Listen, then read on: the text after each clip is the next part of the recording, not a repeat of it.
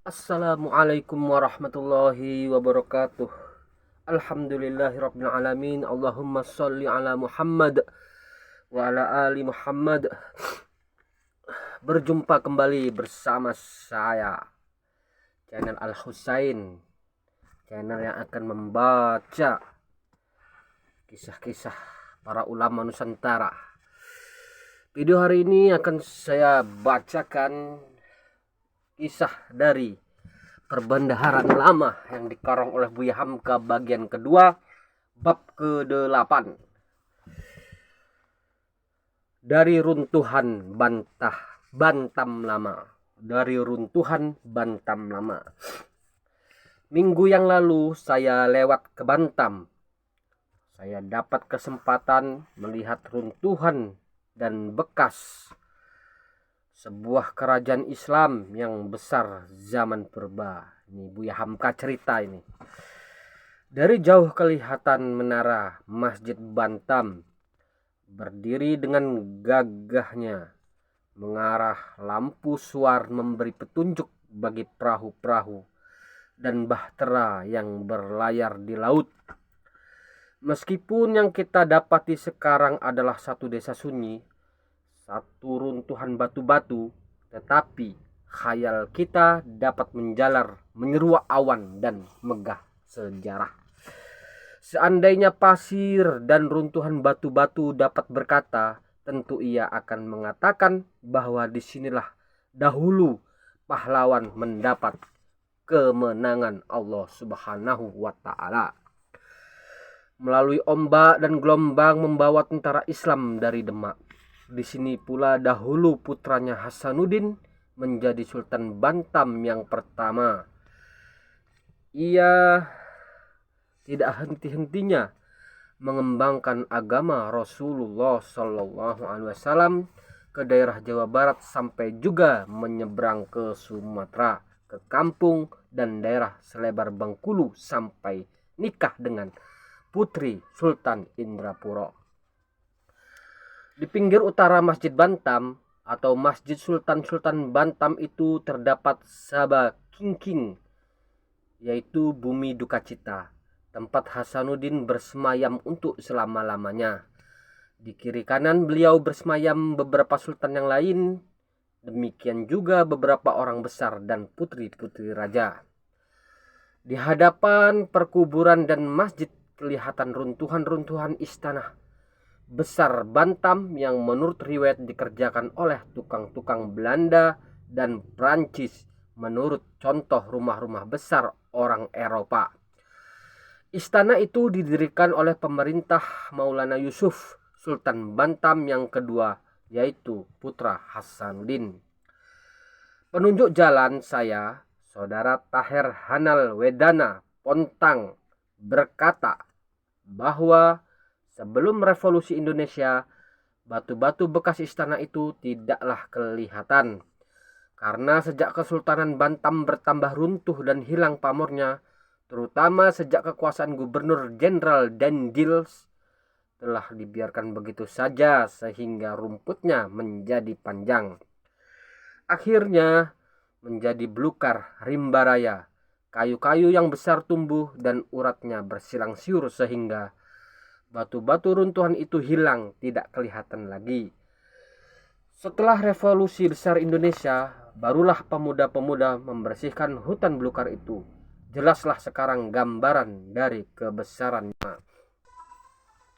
Kami pun melihat Sultan Kanal, yaitu bekas bandar galian air yang digali di atas perintah Maulana Yusuf juga. Karena pada zaman pemerintahan beliaulah rakyat ajarkan untuk bersawah sehingga Bantam kaya dengan padi dan kesuburan ekonomi. Dengan sendirinya menimbulkan kesuburan agama. Hanya antara 2 atau 3 meter saja dari kanal buatan Sultan Belanda membuat galian air yang lain supaya nama Sultan hilang dari ingatan. Akan tetapi kanal buatan Sultan yang sudah berusia 350 tahun itu masih ada. Dipenuhi oleh Kiambang dan Seroja, sehingga jelas dapat dilihat bekas pekerjaan besar itu sekurang-kurangnya untuk jadi kenangan. Sultan Yusuf atau Maulana Yusuf banyak sekali meninggalkan jejak jasa di Bantam. Sultan Yusuflah yang menaklukkan kerajaan Hindu Pajajaran sehingga tidak bangkit lagi. Kami pun ziarah ke makam beliau. Tidak jauh di luar kota Bantam, juru kunci menerangkan bahwa yang di samping beliau adalah makam putranya Maulana Muhammad yang wafat dalam perjuangan di Sungai Musi, Palembang. Di samping lagi kuburan Pangeran Jepara. Termenunglah saya sejenak. Sesudah di masa hidup demikian hebat, keinginan Pangeran Jepara hendak merebut kekuasaan. Namun setelah mati, mau atau tidak mau, mereka dekatkan orang juga. Kami pun pergi ke Tirtayasa, sebuah desa yang lebih muram lagi di luar Batam. Di sana terdapat makam Sultan Ageng Tirtayasa.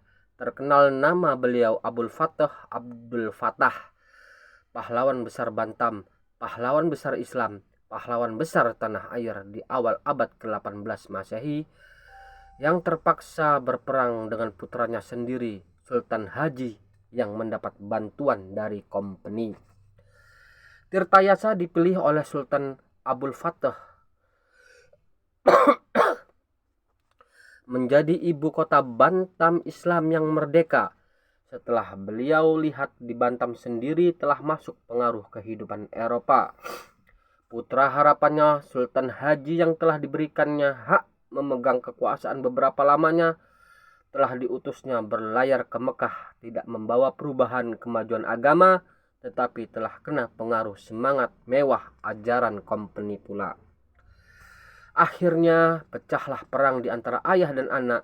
Ayah kalah dan meninggal dalam buangan kompeni, dan anak terpaksa menyandarkan kekuasaan kepada kompeni. Saya bertanya kepada penunjuk jalan, yang manakah kuburan beliau Sultan Ageng Tirtayasa itu, karena terdapat beberapa kubur. Penunjuk jalan tidak dapat menunjukkan. Teringatlah saya kisah Diagones di kuburan Filipus Raja Makedonia. Waktu itu Raja Iskandar Zulkarnain datang dan bertanya, "Mengapa orang tua di sini?" Diagones menjawab, "Di sini terkubur ayah tuanku dan budak-budaknya. Saya lihat kubur telah runtuh dan tulang berserak, namun saya tidak dapat menyisihkan mana yang tulang ayah tuanku dan mana tulang budak-budaknya karena sama saja." Rupanya dibawahlah tulang-tulang beliau dari Jakarta ke Bantam. Setelah lama beliau wafat, Sultan-Sultan Bantam telah hampir seluruh negeri yang bersultan baik lama atau yang masih ada. Saya belum pernah bertemu yang sedemikian besar pengaruh sultan-sultan yang telah wafat sejak 300 tahun bersemayam dalam hati dan kenangan rakyatnya, kecuali di Bantam ini. Sampai sekarang masih ada orang-orang yang datang ziarah setia, bahkan minta diakui jadi rakyat Bantam. Kenang-kenangan dan kesetiaan adalah baik, akan tetapi kita harus memandang ke depan, meneruskan langkah. Di Cirebon pun ada belahan kenangan Bantam yang sejarahnya berasal dari satu nenek kesepupuhan Kanoman dan Kecerbonan, tetapi kenangan lain dan kenyataan lain. Zaman itu telah lama berlalu, ya gilang gemilang untuk masa lampau.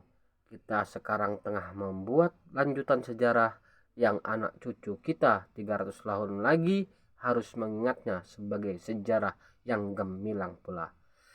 Kita tidak akan pulang ke zaman lampau, kita menuju zaman depan.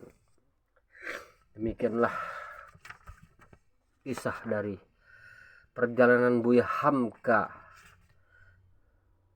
dalam berziarah ke kerajaan Islam tertua di Bantam yang dipimpin oleh keturunan-keturunan Sultan Hasanuddin dan diteruskan ke Sultan Tirtayasa. Episode berikutnya kita akan masuk ke bab ke-9, yaitu pemberontakan di Cilegon.